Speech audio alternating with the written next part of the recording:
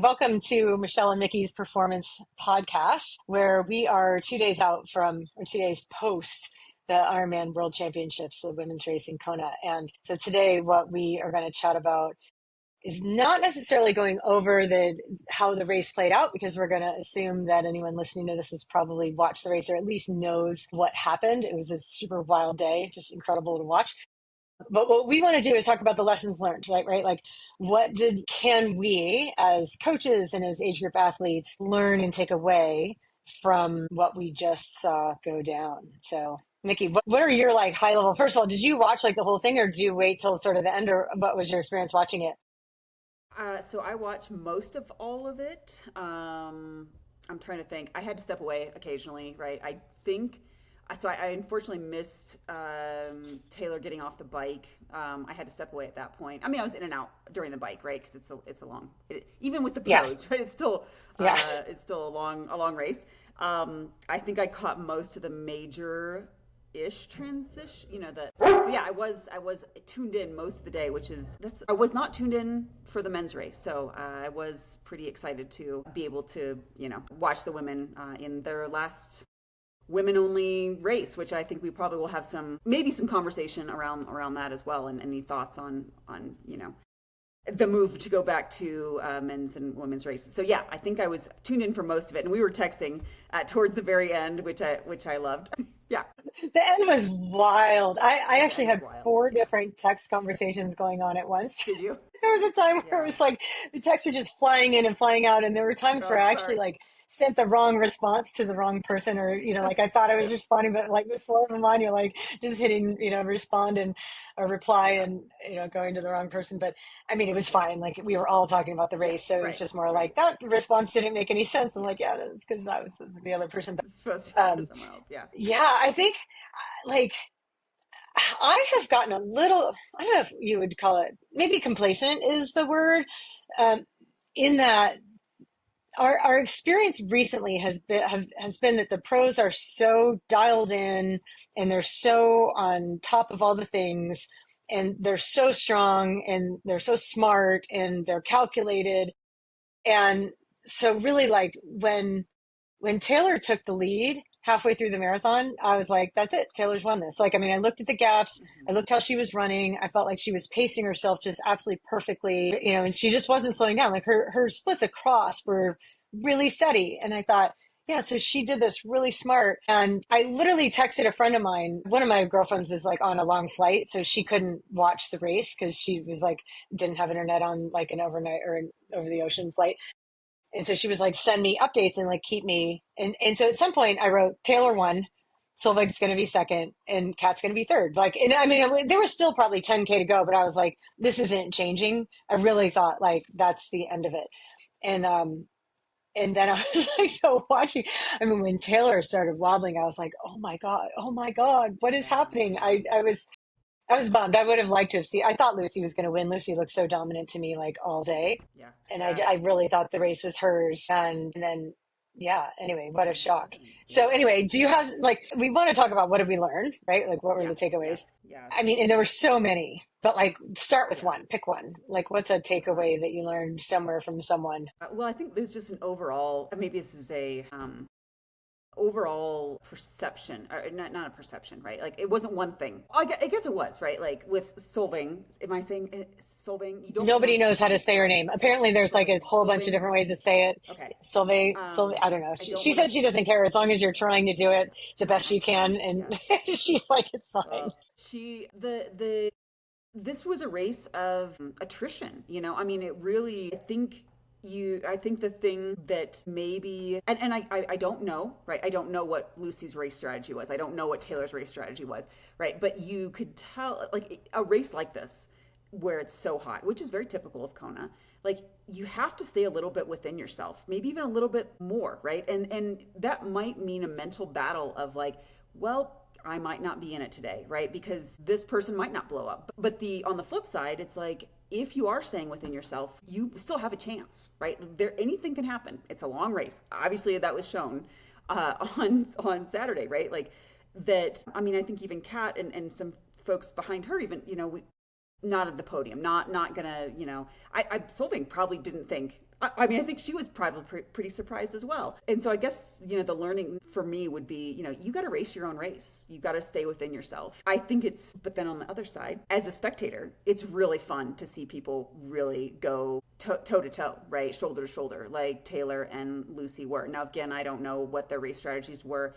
I did see a comment by Taylor post race, right, that said, she knows Lucy lays it on the line and she likes to lay it on the line. And did they battle each other into the ground? She said, even if she knew that, even if that was, yes, if they admit that, they wouldn't change a thing. And I think that's fantastic knowledge and acceptance. And so, when you elevate, right? Like when you are gonna, like, it does sometimes take that back and forth and that shoulder to shoulder dueling, right? And then there's that component of like, but are you going too much? Or is it a little too much, right? Like, so anyways, so I guess the staying within yourself, right? Like racing your own race would be, I think, what this race demonstrated. And don't ever discount, right? If you keep racing your own race, good things might happen to you. We don't know. You can only control what you can control. You can't control what anyone else is doing out there. So, And I what think about you? Yeah. potentially even more so so here's the thing, like from a local perspective, like it was not as hot as it has been in Kona before, right? Like there have been way hotter years. The difference was though that it was raining in the morning and the humidity was through the roof. And so while the temperatures themselves weren't that hot, there was some cloud cover on the run, so so it could have been significantly hotter, in which case they might have slowed down more, right? They might have felt hotter if the temps were actually hotter or if the sun was out more. But I think what happens in this humidity is that like your skin, so like the sweating is our mechanism of cooling, right? And when there's some wind, so like what's helpful for our bodies to cool themselves down is to have a little bit of wind, because like that air movement, which is why like you're more prone to overheat on the run than you are on the bike, because at least on the bike you're moving in a way where like the air is moving past your skin, it's helping the sweat evaporate. But when you're running and there's not much wind and you're sweating profusely, at some point your body just has a really hard time cooling itself, and so then your internal temp is going to go up. And I think maybe that like sort of the shocking, wasn't shocking because like we know these things but we haven't seen it for a while, but it's just like how quickly things can deteriorate when your body temperature hits a certain point. Yeah. And then it's kind of like, what is that point specifically? We don't know. Interestingly, and I only just found this out this morning because as I was walking my dog, I was listening to a podcast, like it was the Triathlon Hour podcast, where apparently Jack Kelly had been messaging back and forth with Taylor, and she gave him permission to share some things like on the podcast, but she was apparently wearing a core sensor. Yeah. Like, so she knew what her body temp, and she had, I don't know what it was, but like she had a number that was like, don't go above that number. And so we could maybe assume that if Taylor had that Lucy might have too, right? Like they share a coach. Right. So like they would have, like their coach would have known, like here's a body temperature, or like understand the core temp thing, that is a thing in Kona. But apparently Taylor got out of the swim and her body temperature was already like 0.1 degrees below where her like limit was supposed to be. Yeah. Like in T1. Yeah. And apparently she went way above it on the run. Like while she was running, her body temp was well above the number that her coach had said. Here's where, I don't know if it's her coach or sports science or whatever, but like where somebody had told her like, this is where you're supposed to be. So clearly she wasn't, like she was going with the feel in the moment, which I would agree with too. Like, like when you're racing and you're at the World Championships and like we're using data to help us, but like you're also trying to win the race. And like, you can imagine being in that scenario of being like, well, my body temp's not supposed to, like this data point shouldn't be above this. And then it is. So then like, what do you do?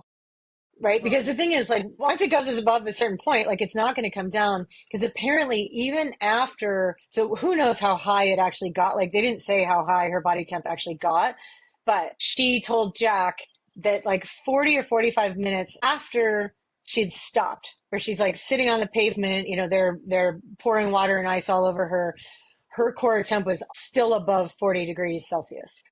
Wow. like 40 minutes later, which is like way, I mean, that's fever level, fry your brain type and like heat. And that was like 40 minutes later. And so that's why core temp is a metric that matters so much because it's different than like if you start bonking and you're low on carbs, like you can drink a Coke and immediately your blood sugar goes right back up and you're good to go again, right? Hydration can take a little bit longer if you get behind on hydration, like that can take longer to fix, but body temp is like that's not coming down until you are stopped exercise and likely like in air conditioning for quite a while. And so the idea of like be really careful about how early in the race your body temperature goes up or hits a certain point because it's not going to then come down until you're done. And if it's just going to keep rising and like I think in that humidity, but like well, as I say that, it's like it's so easy to sit here like in my room with my fan on next to me, like in the shade. Yeah, There's wow. like, you know, when you're in that and you're battling for like to win the world championships, like Taylor's comment afterward in another interview she did, she's like, if somebody would have told me getting off the bike that all I had to do was run a 3:01 marathon and I was going to win the race, she goes, first, I probably wouldn't have believed it. That like looking back, like hindsight's 2020, right? Like had she gone for a 3-hour marathon instead of the 2:55 that she was like trained to do and wanted to do, like there's every possibility that she would have made it to the finish line, right? And they're like, Yeah, that could have yeah, been your race to win. And, you know, woulda, coulda, yeah. shoulda. Yeah, it's really tough. I mean, I think athletes, even if you're not using, I know the course, I do actually have a course body temp sensor. I don't have I one. well, I've used it like a handful of times. I mean, I think I kind of bought it. I mean, I love the science of it and knowing. So, I mean, I would die and go. No, I wouldn't. Hopefully, I would take care of myself. But I commonly I've called myself the ice princess for as long as I can remember. That is not a race course that I even want to try to, if again, even back 10, 12 years ago when I was really gunning to, Kona qualify, it would be a one and done, right? Like that is not a race course for me. I don't want to spend my time trying to get better at performing in the heat. It's just not something I enjoy or really, yeah, it's not.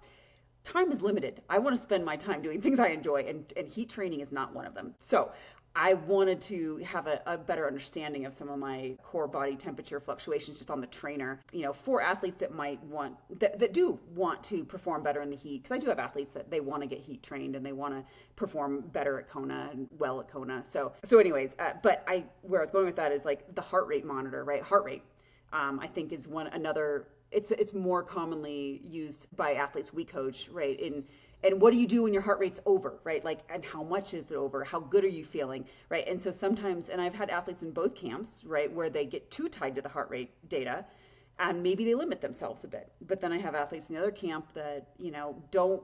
Well, I just went by feel, right? And then you can see it in the data. Like I went by feel, heart rate's skyrocketing and then can't hold it, and either your pace slows and the heart rate stays high because of drift, because they actually weren't fit enough to hold that. Eventually, it will come down to if the race is long enough because they're going to be walking. But there's a sweet spot, right? To in all things, right? Even if you're at the top level and if you're an age grouper, right, that's just looking to PR of trying to figure out like how much do you need versus like going off of feel. And now there's a whole camp, right? That's just going back. Going by feel is the way to go, right? And I disagree. But, you can go by feel once you've got great data to back up that for example, I've raced full Ironmans without any data, and the results were very close to what I raced with data. So my with feel is pretty on par with like actually what the data would, what I would be doing anyways with it, with a heart rate monitor or a power meter or whatever. So yeah, fascinating. What other things do you, as age groupers, right? What's another good learning? What can we take Okay. away? So I watched a lot of post race interviews. First of all, like I watched the whole race pretty much. Yeah. Because even when I had to take a step out, I was watching on a VPN on YouTube so I could just hit pause. Right. And then come back. So I might have fast forward like a little bit, like through part of the swim. I went out to like walk a dog, and I came back in. But the post race interviews were really fascinating. And I, so what attitude do you take into a race like that, right? So that you can get the most out of yourselves. And there will be several camps on this, right? Where like you go in and you're like, I want to win, right? And it's going to be like win or bust, or it's like PR, whatever. Even if you're an age grouper, like I want to win my age group, or I want to get on the podium, or I want to do something. So like, first of all, those outcomes are completely outside of our control, right? Like you cannot control where you place or even necessarily your time or splits on the day. I mean, like maybe there's a little bit more control on the time, but like not necessarily because so much of it depends on the conditions and all of that. And so if we look back, and again, hindsight's 2020, where you're like both Lucy and Taylor were like, just I'm going to win this race. And like from the beginning, they set out with the kind of effort and pace, like I'm going to win this race. And what was interesting is that both Solveig afterward, I mean, she was like a dream day for me was going to be to get on the podium. I wasn't sure if I could do it, but I thought maybe if I had my very best day, I could get top three, but this is my first time. So I'm just going to see what happens and just do the best I can. And whatever happens, happens.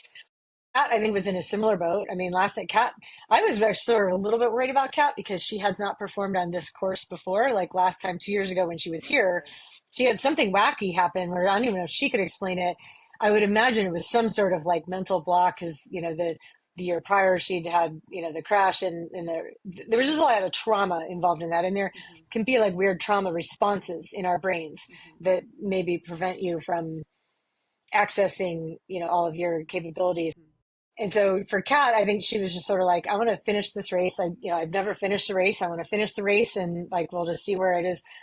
And she said, and I believe her, that when she got out of the swim and she was like already 6 minutes down, she was like, and then she got on the bike and felt like she didn't really have like great legs. And she said that her internal dialogue, because the people asking her questions they kept trying to go with like, did you know how far back you were, what place you were in or whatever, and she was like, no, like I wasn't worried about that. Like I was worried about not even worried, but like I was focused on what I can do in this moment. And she's like, I was bummed that, my swim wasn't as good as I thought. Like there was a bigger gap than I was hoping for, but it is what it is. Right. So now I'm going to focus on what I can do. And she's like, normally I would have better legs than I did on that bike. And it was frustrating to like not be able to ride the way that I know I'm capable of riding. And like, it is what it is, and she goes, maybe I can still salvage this. So like the whole way along what Kat was doing, even though she was not happy with how things were playing out, right? And like, so this is, I feel like, I mean, a lesson for age groupers. It's so common to have parts of it where you're like, I'm not happy with how this is playing out, right? Like right now in this moment, I don't feel as good as I wanted to. I'm further back than I wanted to be. And it's so easy in those moments to get down on yourself and start thinking about the negative things and screw it. And then maybe even some sabotaging yourself that like comes along with that, where like you don't feel as well or you don't pace yourself as well, or you just start like beating yourself up mentally or that kind of thing. What she did was she continued to look for the next thing that she could do to salvage her race or to make herself proud at the end of the day. And she's like, maybe I can still have a good run. Right. And so like she got on the bike, and I think probably because she had not really overextended herself on the swim or the bike, she gets on the run and felt really good. And like her comment afterward was she was trying to keep her heart rate up on the run. She said on like some of the little downhills she was running and she saw her heart rate starting to drop. And she was like, no, the heart rate should be back up. And so she would, surge. And apparently that's what she did when she was running with Laura, because they were running side by side in the beginning, which is again, like what a battle that is. Yeah. Yeah. But she said that she got on a downhill and her heart rate started to drop. And she was like, no, I have to, like I'm trying to keep my heart rate up. And she even split that run. 123 first half to a 123 back half, and you're like, are you kidding me? With so strong at the end. And even then, like, I find Kat's attitude to be such an incredible role model and I really think that age group athletes, like pick a sport, like any sport, to use her as a model with how to like look for the next positive thing, how to respect your competitors. So like, can you imagine how disappointing it must be, or like what we would think to be like third again? She was third in St. George, or second again. She was second in St. George. She was second in Nice. She's been second at the 70.3 World Championships, I think at least twice. I mean, she was second in Finland, but she's second in New Zealand as well, right? And then she comes to Kona and she's second. And you're like, are you kidding? Like, and then to be within 35 seconds, and it feels so good to be like, if that race would have been 1 kilometer longer, I legit, like she very well might have won. And so there's a lot of like you could be disappointed in that. And when you watch her come across the line, first of all, she was just absolutely charging, running as hard as she could across the line. And the first thing she did was run straight up to her competitor who won the race and gave her like the most genuine hug and say, like, I'm so happy for you. I'm so proud of you. Right. Where there's not like this, like the respect level. That was one of the points I wrote down, was like the respect level among these, like the very best endurance athletes in the world is, it's really something that we can all take away. And they're like, I know how hard I work. And so if you're as fast as me, or you beat me, or you're even like within 10 minutes of me, you're like, congratulations, you're amazing. And I respect you so much. I think that that's really neat. Kat's smile at the end is always so genuine. Like, she's just so genuinely happy to be there. So, yeah, I think that both their approaches. Solveig actually said the same thing. She was on a Pro Tri News podcast where they were hanging out at like Chris Lieto's house afterward, I think Sunday night, recording this. And I watched it on YouTube last night. And I mean, I was like, oh my God, don't tell the other pros. Remember when Taylor Knibb was new to the sport and she was just like winning everything? And I think all the pros that have been like trying for so long, they were just like, and I don't know, like some of the things she would say, you're just like, oh, like, don't say that. And like, like Solveig was saying some of the same things. She was like, yeah, like she hadn't looked at the course. Like she hadn't like gone out early to prepare, or it's like, she didn't do all the things that the other female pros did, who like the ones that are trying to win the race. And so they're taking care of like every little detail and every little thing. And like she said, I think Talbot asked her, like, have you, how much course recon did you do? And she kind of looked at her boyfriend. She's like, oh, we looked at the course on Friday night. Like, oh my God. The pros there, they were there for weeks, right? Like just training on the course and know every inch of it. Like she didn't know the course. Like she went into that with the approach and the mental attitude of like, this is just like any other race.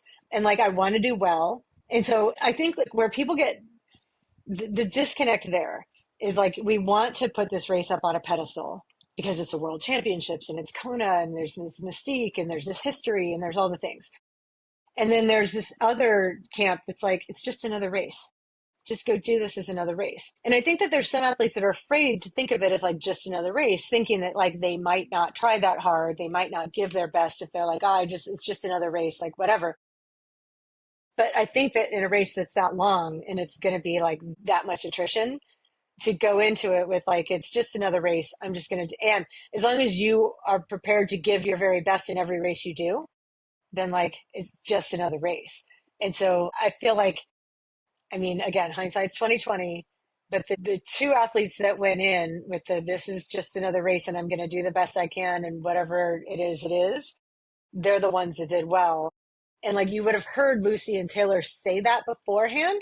Like, I'm just going to do my race. I'm going to race my race and I'm going to do my thing. But that's not really what they did, right? Like they were out there trying to win. They were making choices trying to win.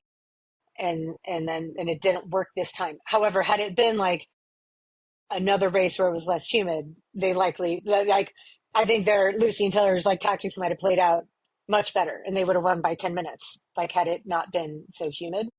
That's just, anyway. Yeah, yeah. Yeah, I mean, I think I saw some of, I don't know if I caught Lucy's pre-race interviews, but Taylor's, I remember her getting the question like, who you're racing against, right? And I can't remember even the question, but it was basically, I'm racing against myself, which is, always the wise, I think, approach, right? And the wise mindset. But you're right, right? When they got out there, then they were, I don't know if that was continually, I can't put, I don't know what was in her mind continually, but I would guess that they were feeding off of each other, racing each other once they actually were in the moment. Yeah, and we know from performances elsewhere that does sometimes work out. I mean, the men's race, right? They were Yeah. Working together, pushing each other in different conditions, and it worked out for them. And so, next year, the year after, who knows what would happen? Different conditions, different race.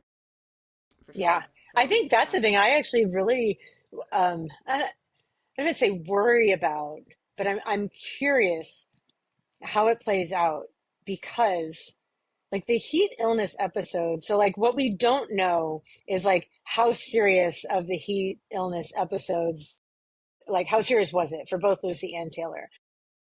But like when we look back in history, so like when Reese pulled Lucy out, like it was heartbreaking. I mean, I was like almost in tears. I was just like so sad for Lucy because you could see the emotion on her face, and it was just like I felt that. I remember thinking that was definitely the smartest call. I do wonder if it might have even been a little bit too late because like what we saw was, okay, so here's a really big difference between amateurs and pros, or at least most amateurs and pros, is that Lucy's wobbling through those aid stations, right? Like, and you can see from her posture, from the look on her face, from like just the way she was moving through aid stations, she was not okay.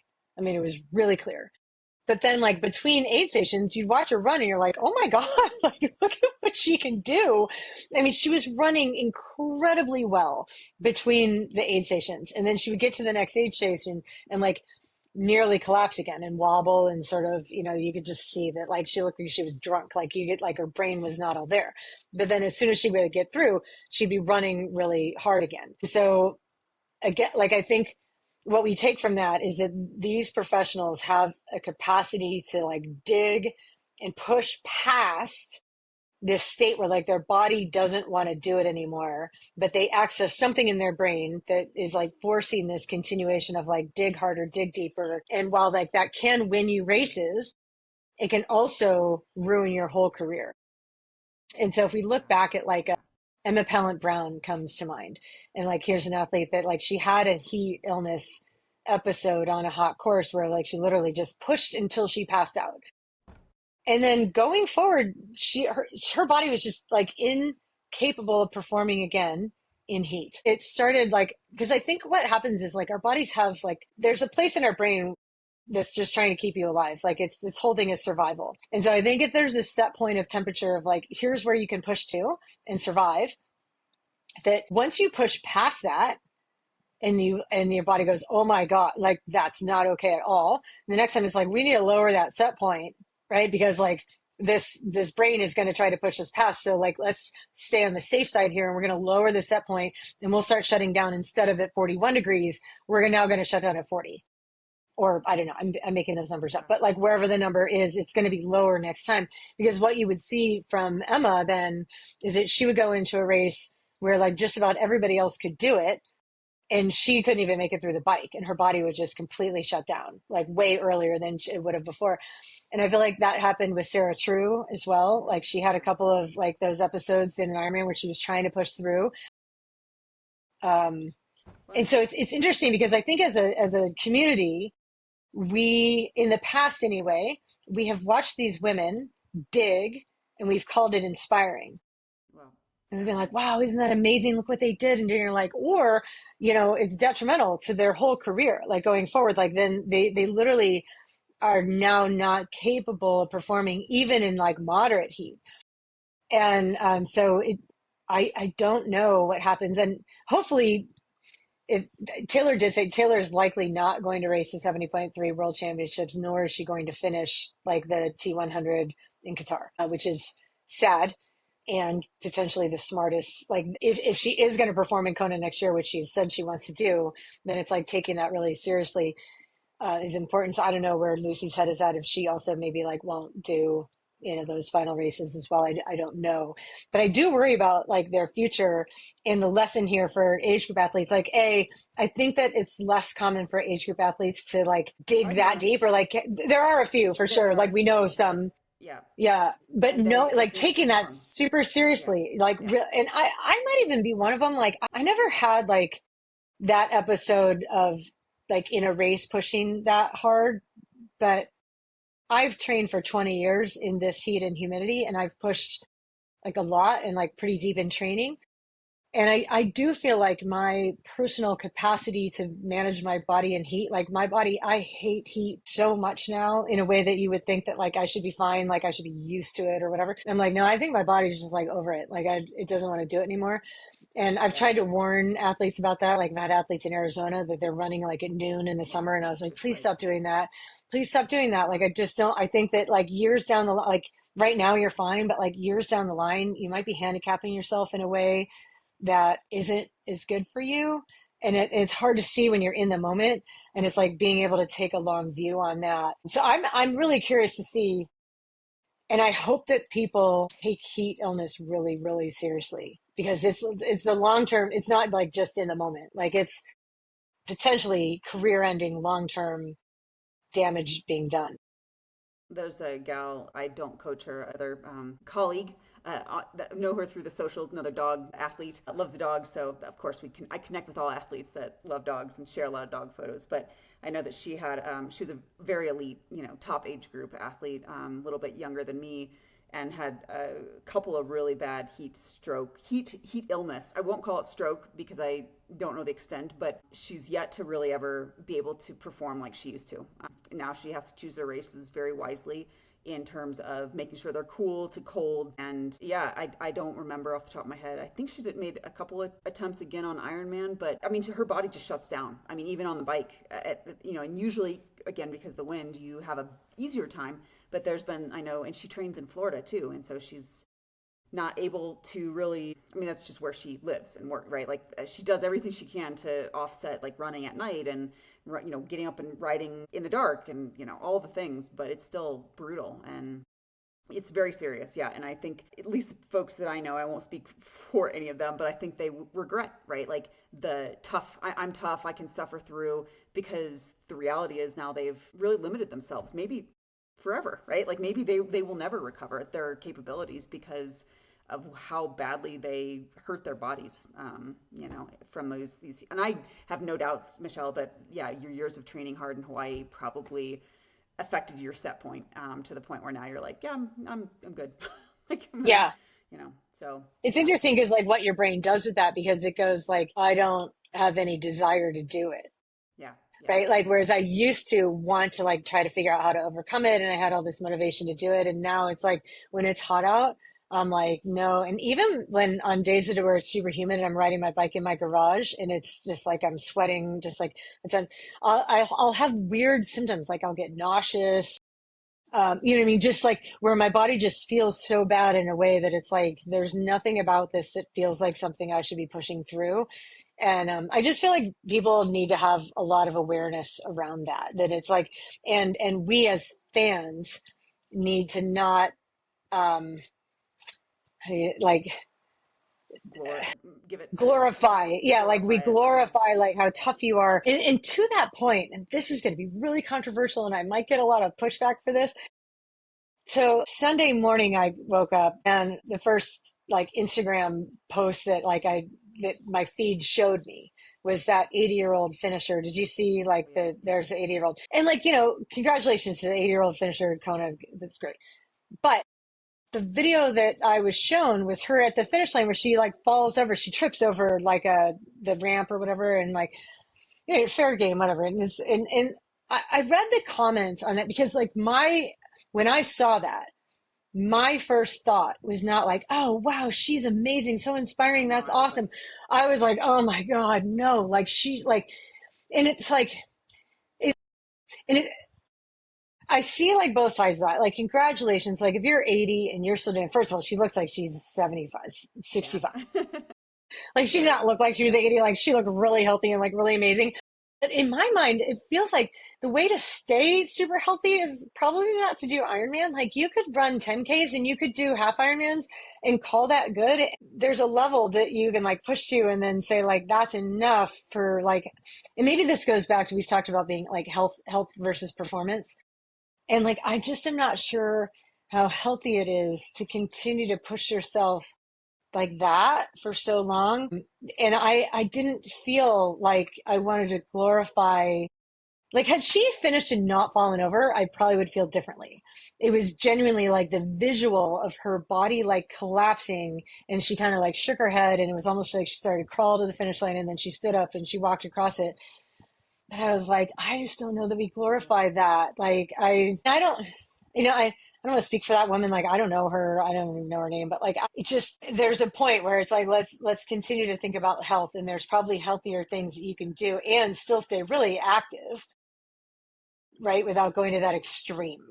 yeah. Yeah, So I don't know. I definitely, it hurt me, right? Like I was like, oh, like I hurt, like I cringed. I think when I saw it, I was like, man, you know, um, it's not to say that, well, and again, it's the conditions of that race that make it maybe Ironman Canada, right? Or other races that are not as extreme and so difficult on the body, yeah, I do. I mean, I have reservations. I didn't have an athlete race this year, but I had athletes race Kona in the past, and in one at one point, and I for this all of the conversation in every Ironman, I always have this conversation about like when to pull out of the race. Like like you cannot get vomiting under control. Like I do encourage like let's solve the nutrition, and there are protocols I think can be helpful, but like if you just cannot get the vomiting under control, you can't think you're gonna you're most likely going to be doing damage to your body by trying to walk the marathon in Kona, right, than walking the marathon in at Lake Placid, right? Because the conditions, I mean, a Lake Placid actually can have brutally hot temperatures too. It really depends on the race, but if you're in those conditions and you don't have a core body temperature, but right, you're down on electrolytes, you're down on nutrition, and you're walking drunkenly, like you're all over the Or road. bent over. That's what they do is they Bent over. bend Oh yeah, over. And like the bending over. older So people that are bending over, they're like walking up Pilani. I've been there in years past where it's God, like, it's like it's so I know. 10 p.m. already, and they're like Yeah, walking up Pilani and they're bent over, and you're like, you still have like it's 16 miles to go, and you're it's walking really bent over already. I just like it. yeah. There is a point where I just Yeah. feel like when I was younger, I envied that, not envied, but like I was like, wow, they're amazing. And now I'm like, oh, I don't know, you guys. Like, is it Yeah, maybe you I could know. find something healthier to do and still make yourself It's proud, right? So like, like right. there's Yeah. a line there somewhere. It's like, what does it take for you to be proud of yourself? Can you do that without physically? Yep. I don't know. Damaging. Yeah, yeah. Setting yourself back long term, right? Like reducing your Hmm. potential down the road. And it's interesting. I mean, Lucho told me this, I first started working with him. Like Ironman's really, I mean, there's ways to do it healthier, right? But is it Yeah, yeah. true? Like, and I do think that a lot of athletes miss that component. I mean, you can do it in a much healthier state than what a lot of athletes are doing. But ultimately, right, like some Ironman events, it's depending on how deep you push yourself or whatever, how deep of a pain cave you dig, like there can be some damage done, long term Hmm. damage, and I think that's got to be taken into more consideration. Yeah. Yeah, that, I mean, I've definitely, I don't know, I think I always kind of had a little bit of survival, so I won't always say that I think I probably glorified it more when I was younger and newer, and but I either through being around it and seeing the damage done, as well as maybe just having that wisdom that you develop as you get older, like I Yeah. don't know. Right. Well, I think So like when I was new at it, I don't think that we hadn't seen the long-term implications right. of like what happens 10 years from now. And I think it is true that like as we get older and as a coach too, like I feel like part of my job is to be thinking big picture and long term. And a lot of times I'm pulling athletes like out of Yeah. their fixation on one training session, whether it went well or not, right? Like it's like, well, we're not really worried about the one session, like we're worried about the whole big thing, and like how does that session impact next week, right? And how does next week impact next month and next year, and all those things. And I've had athletes like trying to do, like I had an athlete who was like in her 60s, and at one point she brought like a race calendar to me where she wanted to do like Ironman Cozumel, and then I don't know, there were several other things, and she had already, I think she's like gotten into Kona for the, or like whatever it was, like it was going to be 3 Ironmans in 12 months. And I was like, Ooh, and she was all excited about it. And I'm like, you're 60. So like, I don't know that that's the smartest thing for you to do. And like, maybe you could probably pull it off like this 1 year, you could probably do it, but then like, that might be the end for you, right? I mean, like you might not be racing then at 61 or 62. Um, and that was something that that she hadn't, like she was so like that sounds good and that sounds good and that sounds good. Like let's just look at the yeah. big picture of how much energy like that's really going to take, and maybe there's a way to do it. I think with the new fueling, so here's another little takeaway, like if we want to start talking numbers, Veg revealed in a post-race interview, she was asked like how many grams of carbs did you take in per hour on the bike, per hour on the bike she took in. She said that her goal was actually 130. And she goes, but I felt good and I felt like I could take more. So I did. So it was like, I mean, which is super rare, right? To be like, here's my goal. And then I did it even more. And they asked her what her average power was too. And I believe it was 236. was Wow. her average That's power amazing. for That's amazing. 112 miles. Yeah, I was like, I can hold 236 for, I used to be able to hold it for like 5 or 10 minutes, and now for maybe 2 minutes. Yeah, I think that, I mean, I think my top FTP ever was probably in the maybe 225 ish, you Yeah. know, in I that had like range. 220 at one point, Yeah, and like for one season, and that was only yeah, when it was colder. You know what I mean? Like I went to the right, mainland, and I'm like, oh, look what I can do here in air conditioning. right, Just like right. not what I could do here. But yeah, I mean, it's just insane. Like 236. That's You figure that's that's probably like, 80% of what she could, yeah, actually be yeah. doing. That's But that's here's incredible. the thing, like as you're pushing that big power, then it's like that takes a lot of energy Energy. to like push power like that. But 140 5 grams Definitely. per hour is a lot. But also, like, why then she would be able to finish and like her brain's still, like her body's still going to function because she's not going to be in like a depletion mode. Completely depleted. Kat Yeah. Matthews, she started to share hers in a video, but like she wasn't quite as clear. She said something about 120 grams, like I think in a bottle, but like she wasn't saying it was 120 per hour. So like I didn't quite grasp what she said, but she did say 60. She took in 60 grams of carbs per hour on the run, Yeah. and That's she said that that was, which I feel like is probably like it's on the lower end, right? Of like, but she said she knew she'd feel really well on the bike, and so now you can go, for less than 3 hours, she can go 60 grams on the run. and if she, was a little bit high on the bike and biked within herself, either because she didn't feel great, but maybe, and I know I'm not, I don't know about what her heart rate targets were, but like if her heart rate was low on the bike, and she has good, metabolic, I know it's not as popular these days, but if her metabolic efficiency is still very high, right, then she probably conserved a lot, and that was even more that she didn't need then to take in on the run. And if she was continually trying to get her heart rate up, that means one, she's in a phenomenal state, right, to be able to run that well. Huge base fitness, which I want to touch on. But yeah, I think that makes sense, right? Like to not need as much and to finish basically, equal split, right? The marathon, which is very challenging to do in Ironman. Yeah, so I don't know if she's ever done a metabolic efficiency or a flexibility test or whatever, but I'm guessing that she's probably pretty high. I mean, you can get away, right? Like if you can just take in 100, I don't know what Solvang's, right? If she can, I wonder, did she say what she took in on the run? Was it 140 on the No, bike? I think she Yeah, was just yeah, asked on the bike, like it yeah. was just asked like on the bike, what did you take in? I feel like when I'm giving athletes instructions on that, I'd be curious, how you do it. But I feel like maybe this is just again from my own experience, but it's like on the bike, you can still like, it's so much easier to follow a fueling plan, I think, on the bike, right? Like, cause you're taking a lot with you have your, bottles and special needs or whatever. And so you can calculate all that out like pretty well ahead of time. And then I feel like on the run, you get to a point where you're just like, I can't remember. Like your just brain function doesn't work as well on the run to remember, like, uh, how often did you eat or what did you feel? Or I feel like it's just hard to remember.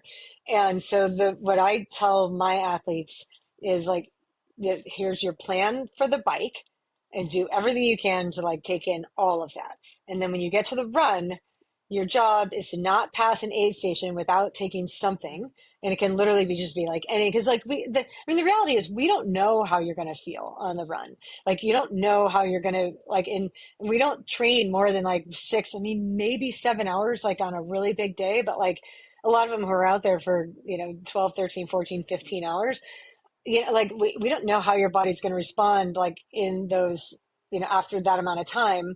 And so it's almost like foolish to be like, you need to take in 3 gels or a gel every 3 miles or whatever. Like it's like you can't even do math to remember like that would be mile 3 and then mile 6. Like it's so Right? easy to think of Yeah. now, but I'm like, just any aid station, anything at all that sounds like you can ingest that without puking, like take it in, and don't pass an aid station without taking something. Don't be afraid of Coke. But like if a banana looks good to you, oh my God, eat the banana, and like if chips look good to you, take the chips.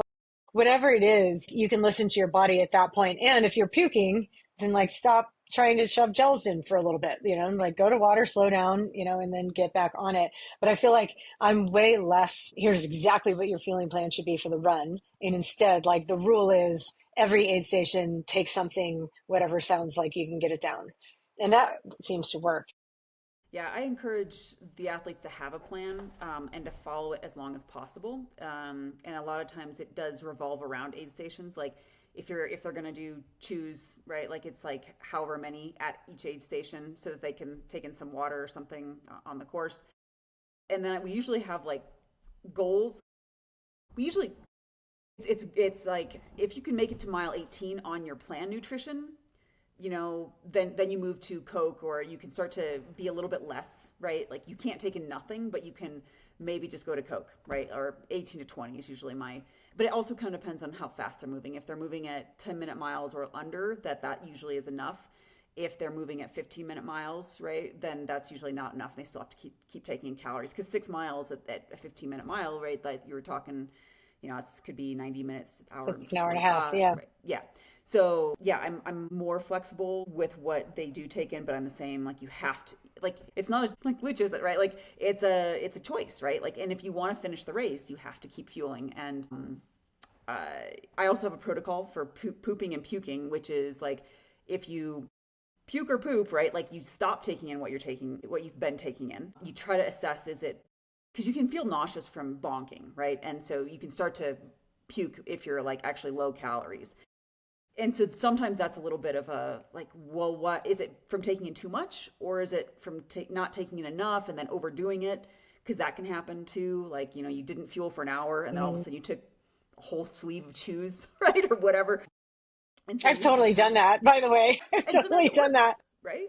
It sometimes works. Some athletes have very sensitive stomachs and it doesn't work. And so, but it's slowing down at least 90 seconds per mile. So if you were going at 15-minute mile pace already, you got to slow down even further, right? You're basically going to walk an aid station, next aid station, then you take in water and maybe a little bit of something else, right? That you weren't taking in. So if you're on gels, then you go to chips, right? And try something. And then you basically keep the same effort to the next aid station. If you haven't puked or pooped again, then you can start to pick up the pace a little bit, right? Like not to what your goal pace was. And usually people can't anyways at that point. They're like, well, which that's actually more of a mental, like sometimes they can't because they believe that they've ruined their race, right? Or they're still not quite feeling good again, right? Like they don't actually feel like they could push the effort that they were pushing before the incident happened where they got sick.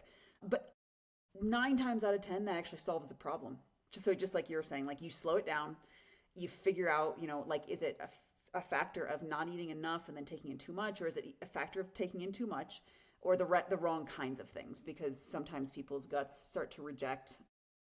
Well, a lot of times I have to say it's liquid calories that starts to reject for whatever reason. Well, I kind of have some theories on why that is for the longer races. But yeah, and you can turn it around, right? Like you can continue on running, and have a very strong effort if you can problem solve the issue instead of getting down on yourself and being like, well, that's ruined now, right? Which a lot of people do that too. So, Yeah. nutrition. So, really curious. I'm curious on Chelsea Sodaro, right? Like she started vomiting, Mm. and you've done Kona, right? So you know the ocean swells. Like how much of a factor is like getting sick on the swim from combination of swells and salt water, right? Like it's pretty legit, right? Like I mean, I can imagine that's a big factor for nutrition on when you get on the bike. And I don't remember when she pulled out, but I haven't. I It was didn't see early anything. on. It was It was pretty early. early on the Yeah, bike, but she was going backwards. Like I remember, yeah, like just watching her splits, and it was like it was yeah. Yo-yo probably and demoralizing because she had a really good swim, and then she yeah, came out and she was just getting past, right? So like that would yeah. be hard. So my feeling on the okay, so and again, this could be controversial, and there's a possibility that I'm wrong. I'll preface that. Always, there's a possibility that I'm wrong. There is a mental element to being physically ill when you're swimming in the ocean. Like there's a mental and emotional component to that. In that I felt it before, and it's like if you're nervous about anything, like it doesn't necessarily have to even be like it could be anything, like you literally anything at all. But like I don't know what it is, and it must be some sort of like I don't know, like there's a chemical that when you're nervous or anxious about something that I mean our brains do all sorts of weird things, and there's some sort of chemical that I don't know, neurotransmitter, I don't know.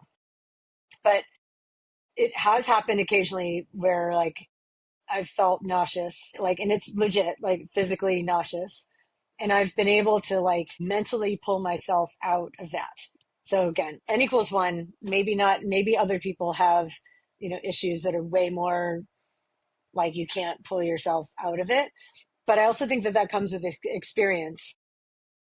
And I feel like the athletes who I personally know and coach who have issues with being nauseous while swimming, it is largely like, I cannot like emphasize enough the degree that the mental and emotional state plays into the physicality of feeling nauseous and puking, right? So like, I'll use another athlete that I have who swims the ocean a lot. She never ever pukes or gets nauseous at all in training, and she swims in the ocean all the time. And then she'll go do an event where she's putting a ton of pressure on herself, right? And like, I need to finish and I need to, you know what I mean? Like, where there's a ton of pressure, and she will start to puke in a way that sabotages her physical ability to continue. And it's happened enough that we've been able to like I'm helping her put together the pieces of that and saying like, and we've even like tried to make it out. We've tried to arrange like training scenarios that have been like, like, let's put a ton of pressure on you for this training and see if we can elicit like the nausea so that you have an opportunity to practice how to like get out of it, right? Because if the only time it ever happens is during a big event, then like the big event goes bad and now we're disappointed and but now you have another check in the box of like, every time there's a big event, I'm swimming in the ocean, I puke and I can't finish, all right, right? And so then going in, you're like, this is probably going to happen again. Here it goes. I puked again, right? And now you're just like in this pattern of it repeating itself. So we've tried to like elicit enough pressure and anxiety and nervousness into a training day to try to elicit that. We've not been able to do it. Like it's like, and so I'm not saying that it was all mental in Chelsea's case. I really don't know. I just know that like from my personal experience and the athletes that I've worked with, that when you're nervous and anxious about pick the thing, the chances of the nausea and then the vomiting coming is higher. So I don't know if it's, I mean, we do know about Chelsea, like that she puts a ton of pressure on herself. And it would be hard. I mean, the situation she's in is super challenging. Like she won, was it her debut race there in Kona that she won? I think it was 22. I Was think it so. 20? It was Yeah. 22 that she Yeah. won. Might have been her first time there, right? So she had like massive success and like, congratulations, like that's awesome. But then like, if you're that kind of type A athlete is like, well, now I've done it. So like, I know I can do it. But then like, there's life shit that comes up. And then you're like, Yeah. so I don't know if she has, I do think that there's a large mental component for Chelsea. I mean, and she would even admit that, like I've heard interviews with her where, she's said like, I know that this is an issue for me. And so I'm trying to like, be grateful and be in the moment and do all the things.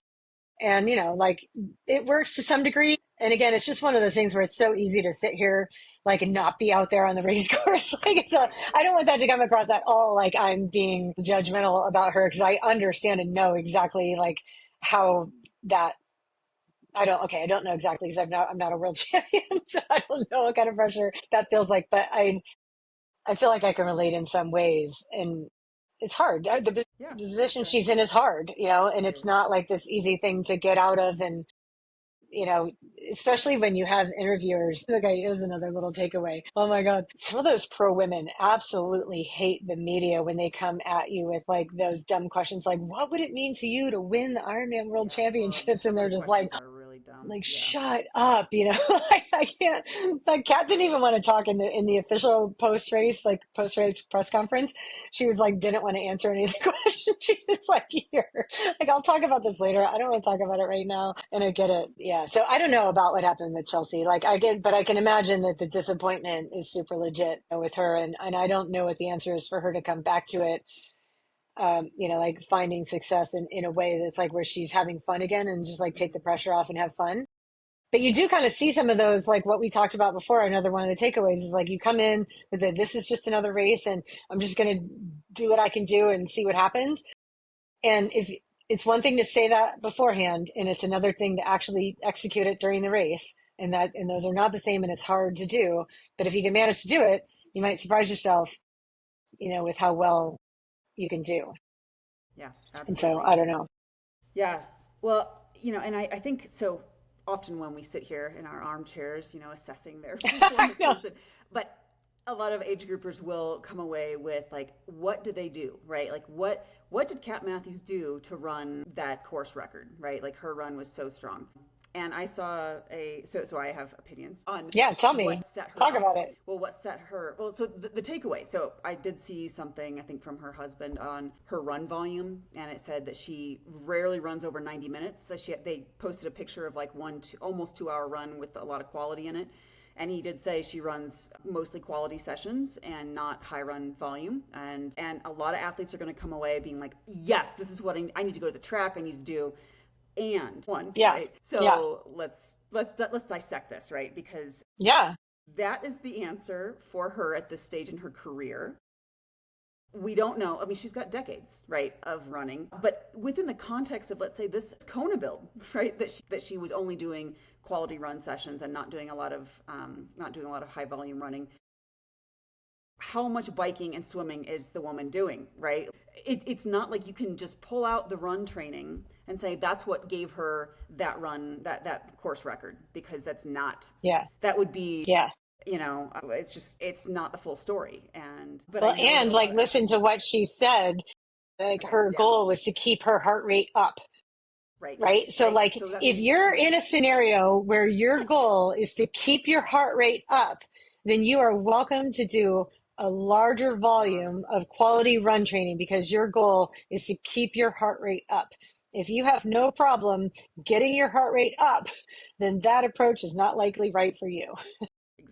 exactly. So yeah, there's multiple things, right? Like it's taking again out of context. I felt it was in context when he answered the question, right? Like, and what she did to set herself up, and I'm sure they asked what run training was she doing, and that's what he said, and that is absolutely true.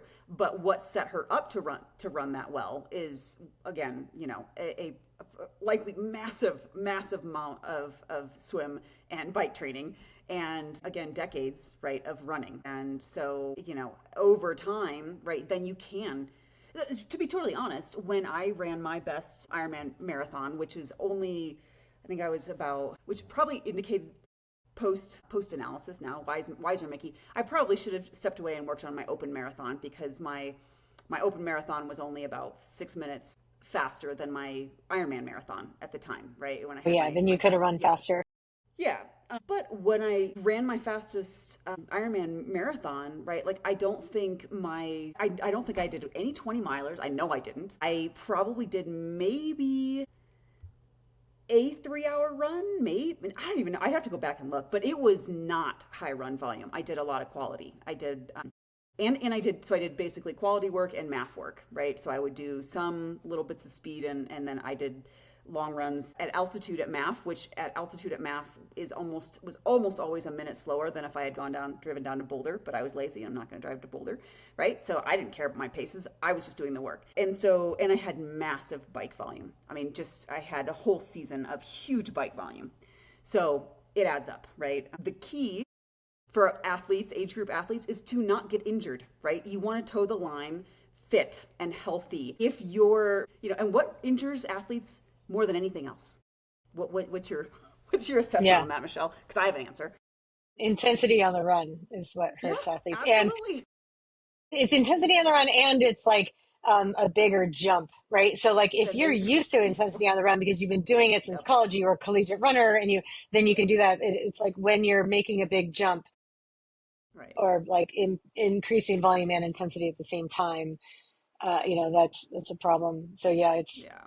I also feel like watching Cat run, and again, like as you know, like I'm super into how they move and Yeah. the Yeah. movement, like mechanics. Oh, it's just beautiful to watch. It's It like is. It she's is. so in balance, and you can see that like that because of the way that she's balanced when she runs, it's so easy for her to like put one foot in front of the other, right? Like there's not a lot of effort and she's not like, I don't say she's not driving because she is like, she's driving off of her back leg, but then like as she's like leaping forward onto the next foot, the momentum and the balance that she has allows for the next step to just come really easily. And it's like she's on wheels almost, like while she's Yeah. running. Yeah. And that's because of like Very her efficient. posture and her Yeah. balance and the way that she's just able to turn that over. It allows her to move like in the, because this is one of the things I'm always working on with athletes, like how do you make faster running easier?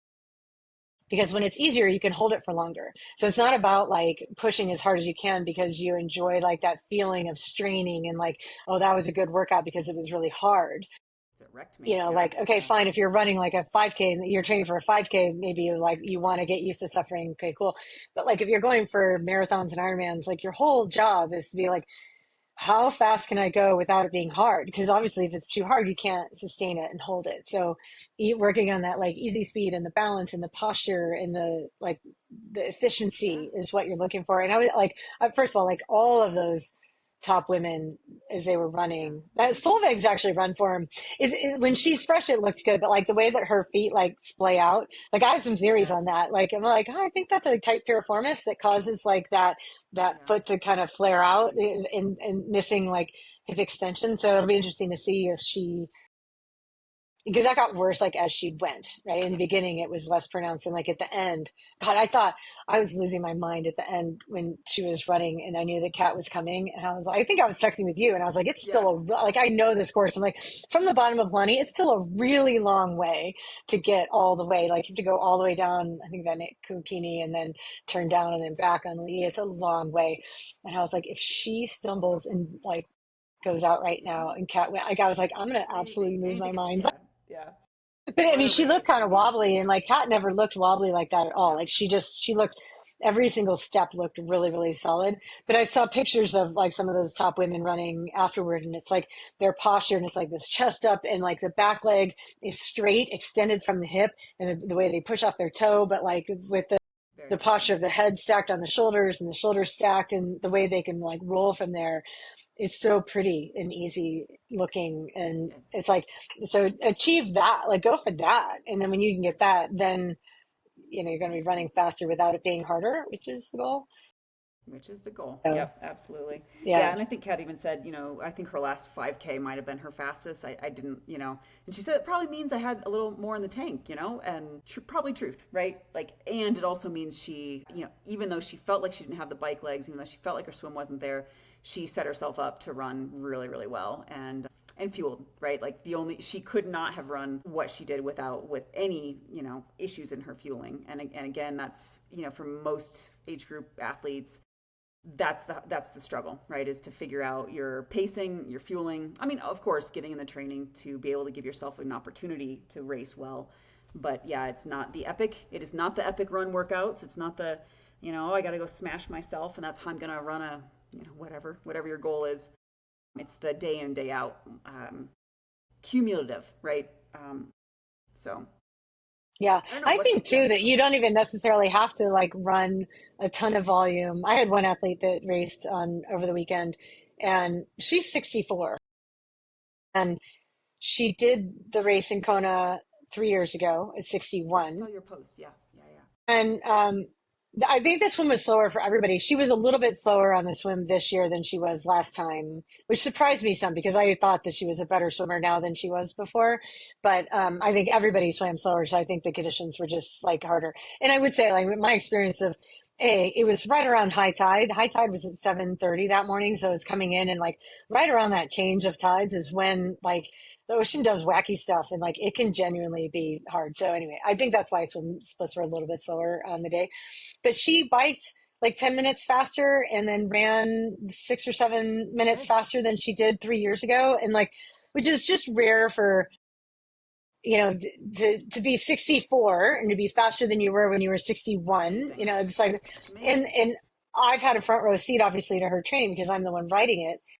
And she has had, I don't think she would be mad with me sharing this. Like she's had a lot of issues with her knees, and it's like run form and efficiency and tight hips and the knee issues. And so, I mean, she ran 13 miles once in training, Yeah, and that. and the rest of the time I had her running like twice a week, and she just swam and biked. Like most of her training was swim and bike. And I think that in a way, like, she told me, I don't feel like I should run that much in training because I don't want to injure myself. And I was like, I'm That's totally on incredible board with thinking. that plan. It's really smart. I'm totally on board with that plan.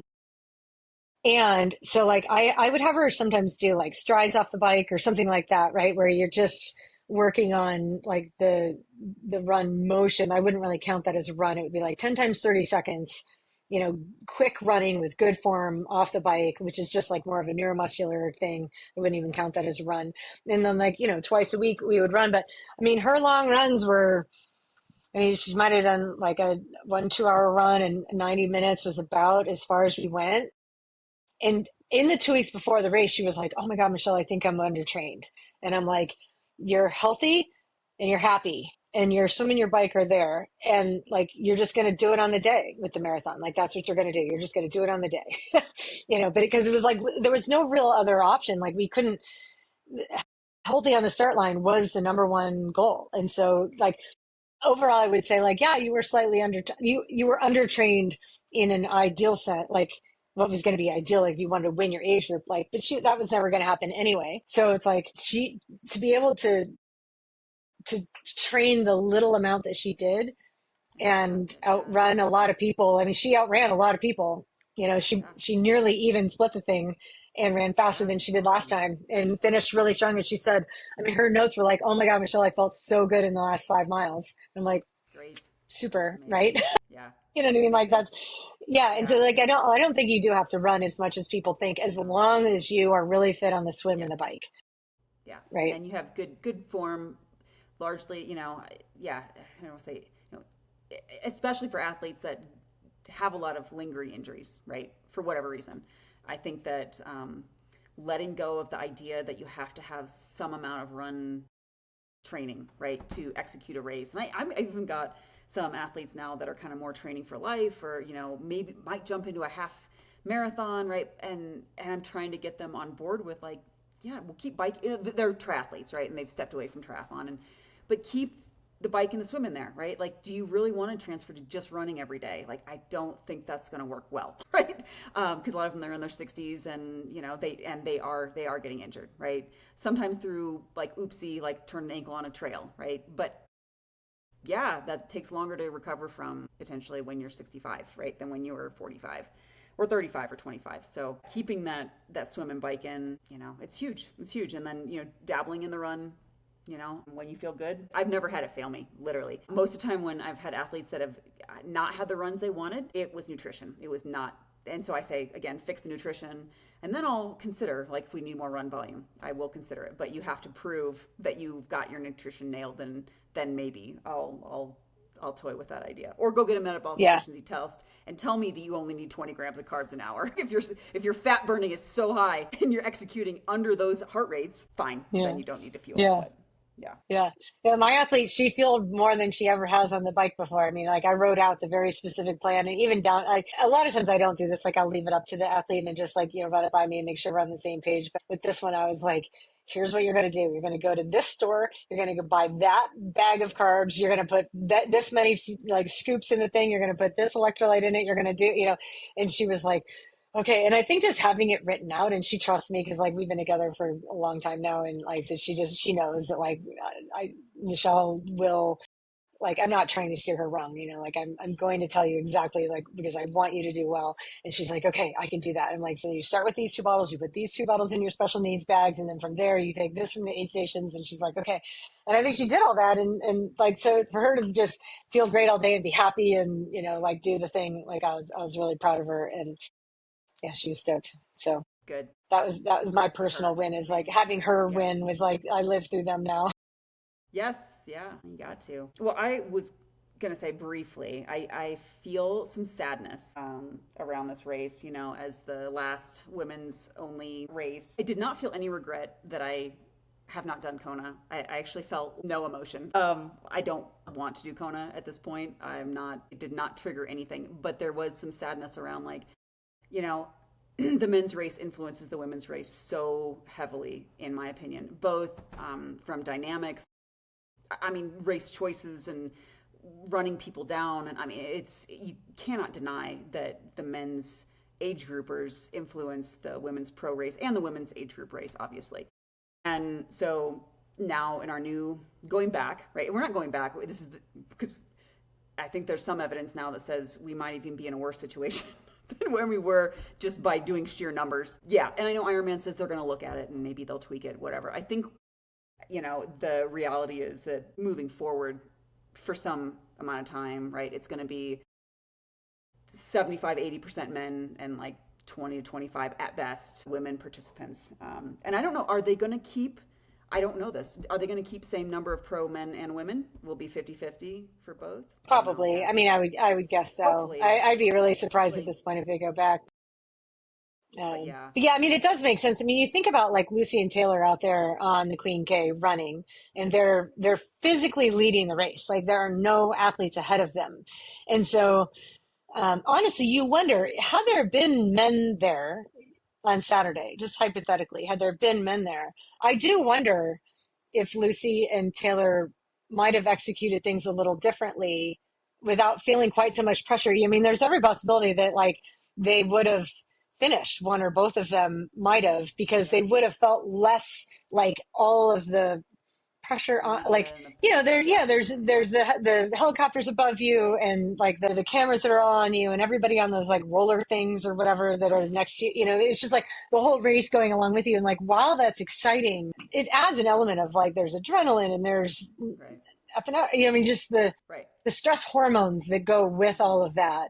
And Yeah. if that's less, does it allow the women to perform sort of like Kat and Solveig did, who were like back a little further and didn't have Maybe. all eyes on them the entire time? It allowed them maybe more room to just be present in what they were doing and not feeling like they were putting on a show for like the whole world to be watching live. Possible. Like Yeah. I don't.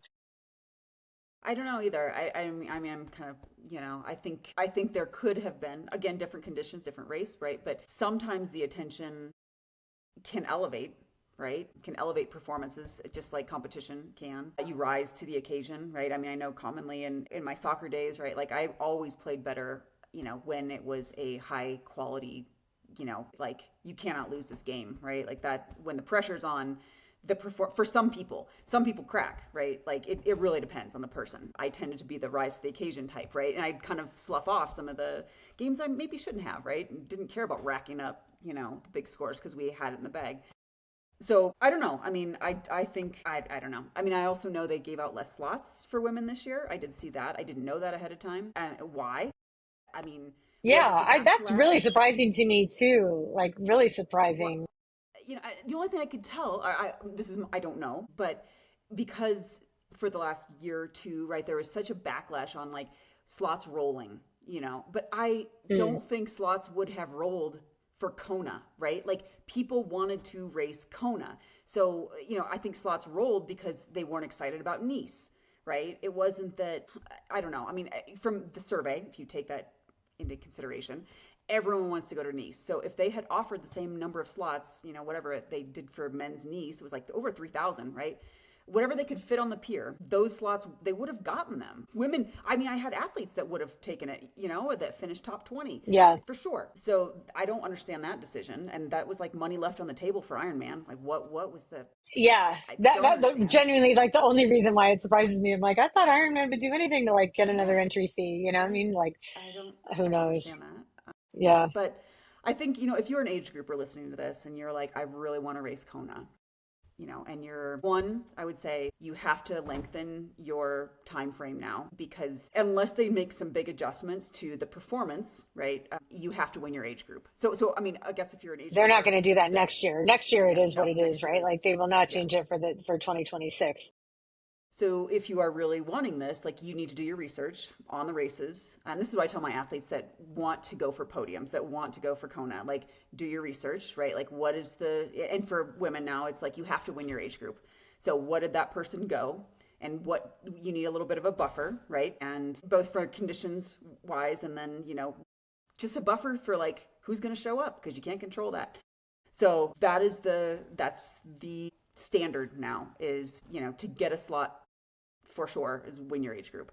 There might be, number two in your age group, maybe, right? If you have a really fast number one, maybe, right? Or it's not even about being fast number one. It's really like how your age group at Kona stacked up against the whatever standards, right? And whatever kind of a ratio they're going to apply to you. So Yeah, I guess that's my takeaway, or I don't know if it's a takeaway. It's a little bit of a guidance, and so I don't think it's impossible. It's nothing's impossible, but it's going to be if you're not there, if you're not, and you do this assessment, and you're like, okay, I'm probably, looking at the last year's races, like maybe I'd be top 10.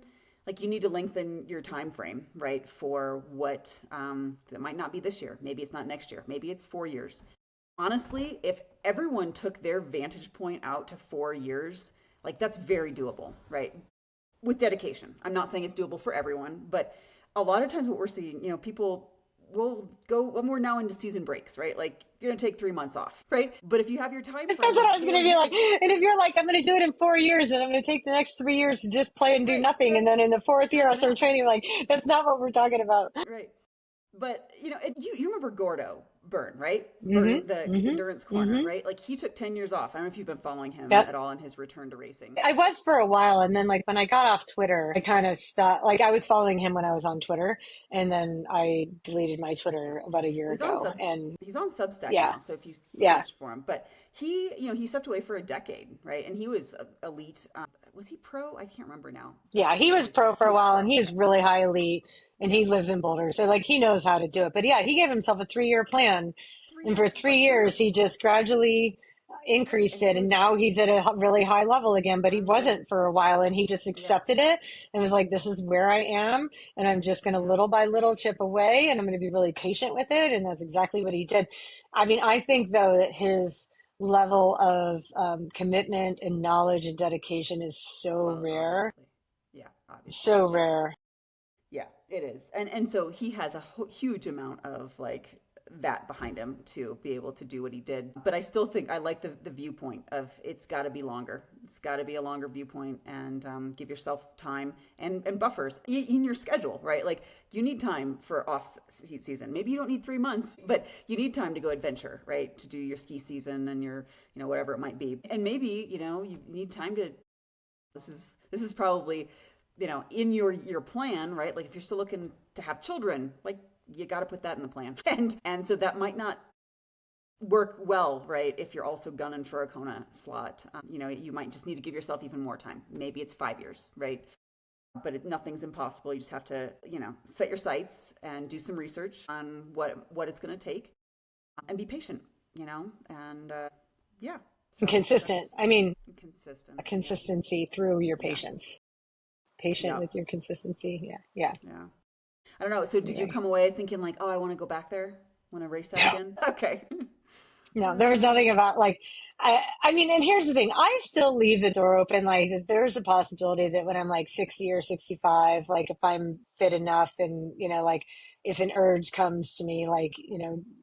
10, 15 years from now, like there's a possibility that I think like I believe that I have the knowledge and understanding to do it now. But every time I go out and run, it feels terrible. So like, and I do think that's a heat related thing. So, it's like it changes my mind real quick that like, yeah, actually like that's a really long way. I don't actually want to do that.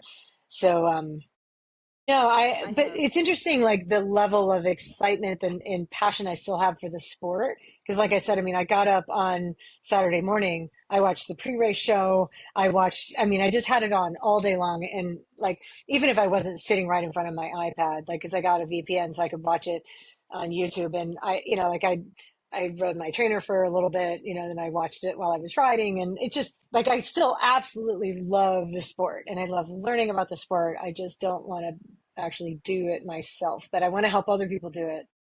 I'm in the same boat. I feel actually maybe even more engaged at this point with the sport in terms of like watching the pros and yeah, I mean I have the science and the mindset and the coaching and I'm all in. And I think maybe yeah, I'm yeah, more excited about trying to help others, right, get there if that's what they want, or if it's just making progress and other in Ironmans that I would prefer, like uh, bring back Tahoe, right, like bring back Whistler. Yeah. I mean those are the races that I well Nice is still if I had there's a couple that I might consider someday down the road, but not probably anytime soon. So, but not Kona. So, yeah. Anything else you want to leave for our viewers? These are the reasons I'm not going to train huge hours anymore. I mean, look at that face. She does not want me to ride the trainer for God knows how long. I used to ride the trainer and go on those big rides, and she'd rather I spend big hours in the mountains, hiking. So Yeah, that's what we're going to do. fair, So fair. Yeah, no, that's it from me. I thought it was really exciting. I'm looking forward to have you seen the course for the 70.3 champs in Spain? I have not.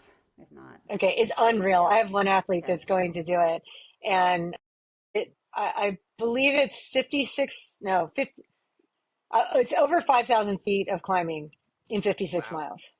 Yeah. And so it's funny because like my one athlete who's here who's doing it and he's done he's done Kona 4 times and he's done 70.3 world champs a bunch. And so when he qualified at Kona this year, it was a no brainer. He took it. And then when the course came out and he was all like, oh, it's no big deal. It's fine. And I'm like, no, I think this is a really big deal. Like, I think this is and so one of the workouts that I gave him, like it's the weekend after we got the notification on what the course was, where he just thought, it's fine. And I'm like, okay, here's what you're going to do. Take your road bike out. And I said, I don't care how long you ride. I don't care how many miles it is. All you're going to do is set your Garmin to show you elevation gained and keep riding until you get to 5,500 feet. Right. And I'm like, just 5,500 feet. And it took him 4 hours and he only rode like 50 something miles. Right. He got right around 55 miles. It took him 4 hours because he was just going like up and down ridges. But I was like, and then I was like, all right, now do it again. Right.